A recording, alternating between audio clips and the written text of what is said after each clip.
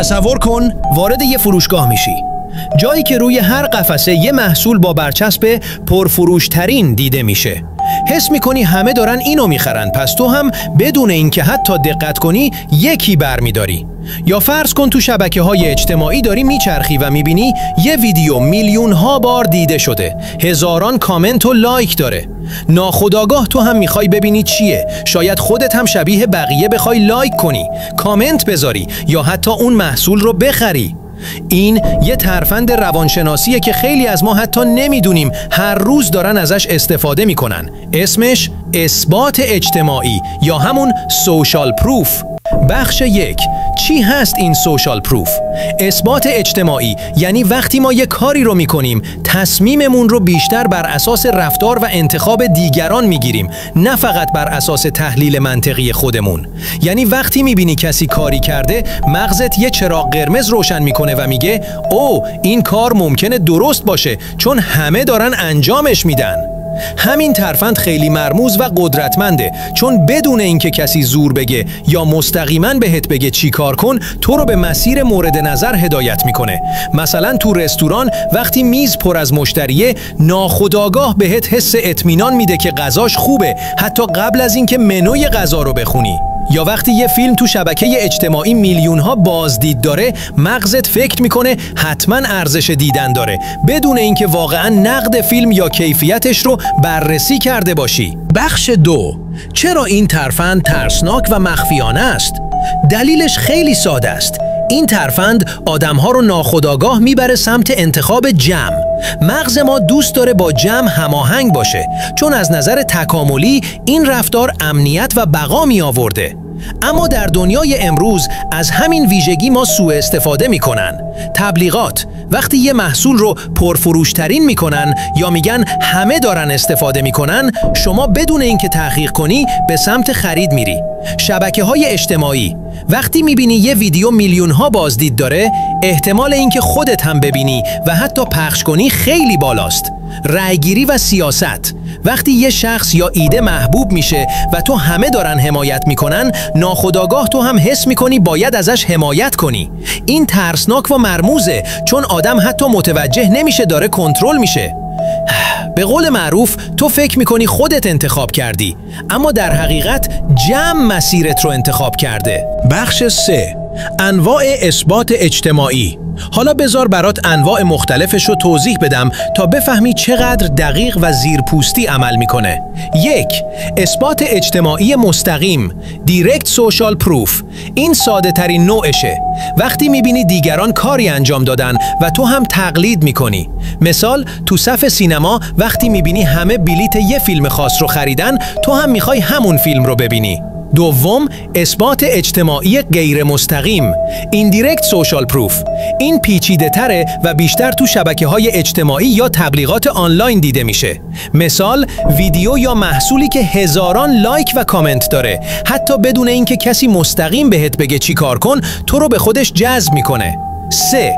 توصیه افراد متخصص یا مشهور، Expert and Celebrity Social Proof. وقتی یه آدم با اعتبار یا معروفیت چیزی رو تایید میکنه، ما ناخودآگاه اعتماد میکنیم. مثال یه پزشک معروف یک دارو یا مکمل رو تایید میکنه، بدون اینکه تو تحقیقات مستقلی انجام بدی فکر میکنی حتما درسته. 4. تعداد کاربران یا مشتریان، User Social Proof. وقتی میبینی تعداد زیادی از مردم از یه محصول استفاده کردن، مغزت میگه پس این محصول قابل اعتماده. مثال سایت ها میگن 5 میلیون کاربر، یا فروشگاه ها میگن این محصول رو همین الان 10 نفر خریدن. 5. اثبات اجتماعی مشابه، Similarity Social Proof. وقتی میبینی آدم های شبیه خودت چیزی رو انجام دادن، بیشترین تأثیر رو روی تو داره. مثال یه جوان 20 ساله وقتی میبینه همسن و سالهاش یه اپلیکیشن خاص رو استفاده میکنن، احتمال اینکه اون اپ رو نصب کنه خیلی بالاست. بخش 4. مغز ما چطور فریب میخوره؟ مغز آدم یه راه میانبر داره به اسم هیورستیک یا شورتکات. به جای اینکه همه چیز رو تحلیل کنیم، میبینیم اکثریت این کار رو کردن، پس حتما درست یا امنه. این یعنی مغز ما تنبلی تحلیلی رو دوست داره و سوشال پروف هم از همین ویژگی سوء استفاده میکنه. وقتی تعداد زیادی مردم یه انتخاب رو میکنن، احساس امنیت و درستی ایجاد میشه. وقتی تعداد کم یا تعداد زیاد رو میبینی، ناخودآگاه تصمیماتت تحت تاثیر قرار میگیره. پس وقتی میبینی میلیون ها بازدید، لایک یا فروش، مغزت فکر میکنه پس من هم باید بخرم یا ببینم، حتی اگر واقعاً نیازی نداشته باشی. بخش 5. مثالهای واقعی و روزمره. بیام یه چند تا مثال ملموس بزنم تا بفهمی این ترفند چقدر تو زندگی روزمره استفاده میشه. 1. شبکه‌های اجتماعی. یه ویدیو با میلیون‌ها بازدید و هزاران کامنت حس میده همه دارن میبینن، پس تو هم باید ببینی.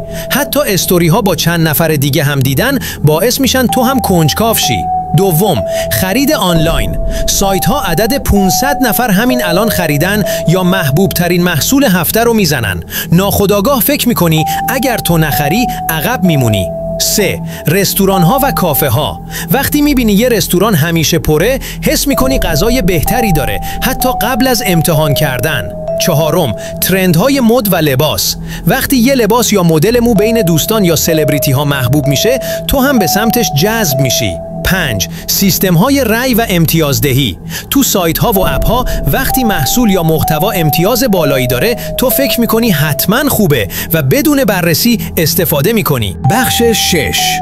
چرا مردم اغلب متوجه نمیشن؟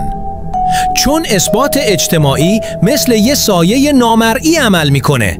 تو حس میکنی خودت انتخاب کردی، اما در حقیقت انتخابت تحت تأثیر جمع بوده. آدم‌ها دوست دارن حس تعلق و هماهنگی با دیگران رو داشته باشن و سوشال پروف دقیقاً روی همین حس کار میکنه.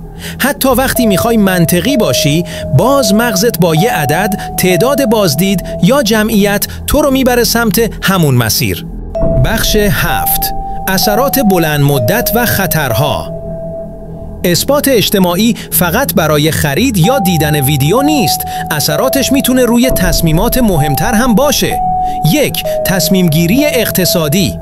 وقتی میلیون ها نفر یه سرمایه گذاری یا ارز دیجیتال رو خریدن، بدون تحقیق ممکنه تو هم وارد شی. 2. رأی‌دهی و سیاست. وقتی همه دارن یه نامزد رو حمایت میکنن، فشار اجتماعی باعث میشه تو هم بدون بررسی کامل همون مسیر رو بری. 3. سبک زندگی و سلامت. وقتی جمعیت زیادی یه رژیم، ورزش یا روش زندگی رو دنبال میکنن، ممکنه تو هم بدون اینکه مطمئن باشی تقلید کنی. اثرات بلند مدتش وابستگی به تصمیم جمع، کاهش تحلیل شخصی و گاهی انتخاب‌های خطرناک یا اشتباه. بخش 8. چطور از این ترفند مخفیانه محافظت کنیم؟ حالا که فهمیدی سوشال پروف چقدر قدرتمنده و چطور مغز ما فریب میخوره، وقتش یاد بگیریم چطور مقاومت کنیم. 1. وقتی میبینی همه دارن انجام میدن، مکس کن. قبل از خرید، لایک یا تصمیم مهم، خودت رو از جمع جدا کن و فکر کن آیا واقعا این کار برای من مناسبه؟ 2. تحقیق شخصی کن. به جای اینکه فقط به تعداد بازدید یا لایک نگاه کنی، بررسی کن و منابع مستقل رو ببین. 3. به ارزش‌ها و نیازهای خودت توجه کن. آیا واقعاً این کار یا محصول به درد تو میخوره یا فقط حس میکنی چون بقیه انجام دادن؟ 4. از ابزارهای کنترل اجتماعی آگاه باش. وقتی عدد، نظرات یا نشان پرفروشترین دیدی، یادآوری کن که این یه تاکتیکه، نه واقعیت مطلق. 5. به خودت زمان بده. تصمیم گیری های سریع و احساسی دقیقاً همون چیزی هست که سوشال پروف رویش کار میکنه. بخش 9. جمع‌بندی مرموز و تأثیرگذار. اثبات اجتماعی یه ترفند روانشناسی فوق‌العاده قدرتمنده که هر روز بدون اینکه متوجه باشی باهاش روبرو میشی. میتونه تو خرید، شبکه اجتماعی، سیاست و حتی سبک زندگی کنترلت کنه، اما وقتی فهمیدی و آگاه شدی، یه سلاح دفاعی روانی میشه. به یاد داشته باش وقتی همه میگن این خوبه یا همه دارن استفاده میکنن، تو انتخابت رو نذار تحت تاثیر جمع باشه. مغزت خیلی دوست داره کوتاه‌ترین مسیر رو انتخاب کنه، اما تو میتونی مسیر خودت رو انتخاب کنی. حالا که این راز رو فهمیدی، دفعه بعد وقتی دیدی همه دارن انجام میدن، فقط مکث کن و با نگاه خودت تصمیم بگیر. یادت باشه همین لحظه که تو داری این ویدیو رو میبینی، یه بخش از مغزت داره دنبال همون اثبات اجتماعی میگرده، دنبال این که ببینه بقیه چی گفتن، چند نفر لایک زدن، چند نفر دنبال کردن. پس اگه میخوای تو بازی ذهن خودت برنده باشی، همینجا شروع کن. لایک کن، کامنت بذار و کانال رو دنبال کن. با این کار نه تنها به من انرژی میدی تا رازهای بیشتری از روان آدمی برات بگم، بلکه خودت هم جزو کسایی میشی که از جمعیت یک قدم جلوترن.